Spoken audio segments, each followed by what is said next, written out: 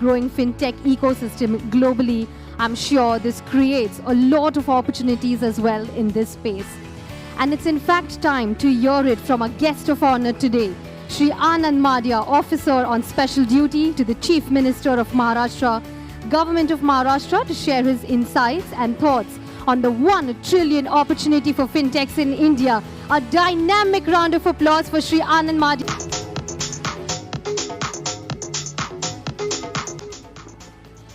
Good morning. By doing that, we just say Tamasoma Jyotirgamaya. So it says, bring light in darkness. Well, with time, I believe there is a lot of dialogue about how fintech is disrupting wealth management. All that chatter that we have about evolution and transformation got me thinking lessons from Charles Darwin, the very famous naturalist, I'm sure all of you know him, who taught us that it is not the strongest of the species that survive, nor the most intelligent, but the most responsive to change is the one who survives. Fintech has been driving changes and trends in the wealth management as well, like every aspect of the modern finance. But owing to the recent advances, wealth management, like every aspect, is currently experiencing profound disruptions. And when it comes to investors, how can they be empowered through fintech, revolutionizing and transforming the wealth management? Let's hear it from a stellar lineup of speakers. To spearhead this discussion, may I please invite on stage Mr. Pranjal Sharma, economic analyst and author. Can we please welcome him with a loud round of applause?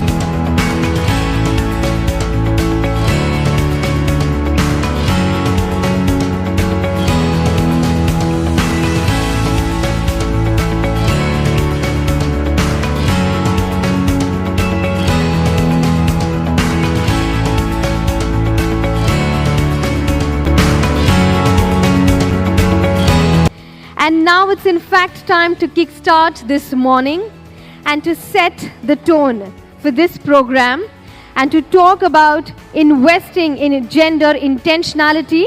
The number of women entrepreneurs in the Indian fintech sector is increasing, with the women-led fintech startup accounting for 12% of all fintech startups in the country. Well, I can say it's an unwavering fact that from business profitability and increased customer lifetime value to advancing women in leadership, when institutions put women at the center of their business or investing strategies, positive outcomes follow definitely. And to share her insights with us on investing in gender intentionality, we have a keynote speaker for the day.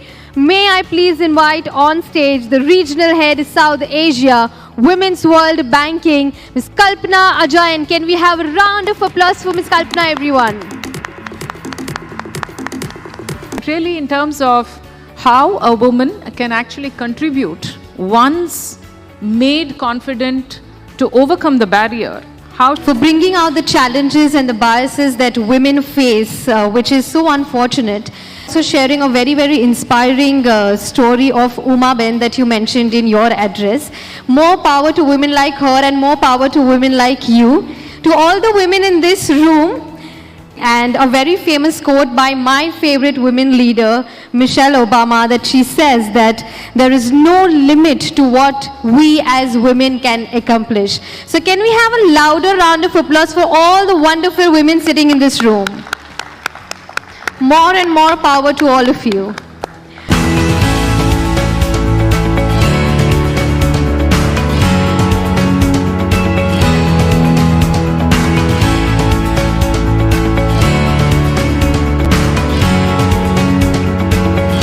We are here today at the day 3 of the Fintech Festival India 2023.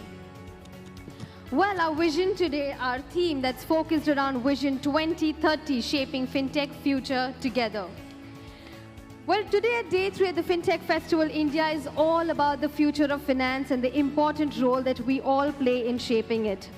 As we move towards 2030, the pace of technological change is accelerating, and fintech is the forefront of this transformation.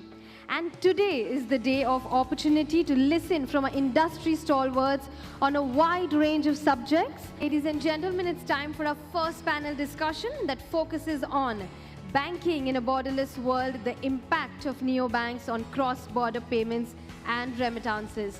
And for the same, I would firstly like to invite, we have a set of remarkable speakers armed with a rich experience to share their insights on the same. May I please invite on stage our session chair for this panel discussion, Mr. Amol Dete, editor, ET BFSI and ET CFO. A huge round of applause for Mr. Amol. Warm welcome to you, sir. Next up joining we have is Paroma Chatterjee, Chief Executive Officer, Revolut India. Warm welcome. May I please invite Anupam Verma, Chief Executive, International Banking Unit, GIFT City and Head, International Financial Institutions Group, ICICI Bank. Joining them on stage, we have Sajish Pillai, Managing Director, Head Assets and Strategic Alliances, DBS Bank India. And next up, we have Mr. Kalyan Basu, Managing Director and Chief Executive Officer, Vayana Trade Exchange. Warm welcome to you, sir. And let's begin this panel discussion with a booming round of applause. I now hand over this session to Mr. Amol to take it forward. Thank you. Sure, thank you. Good morning, everyone, and thanks for putting that energy here.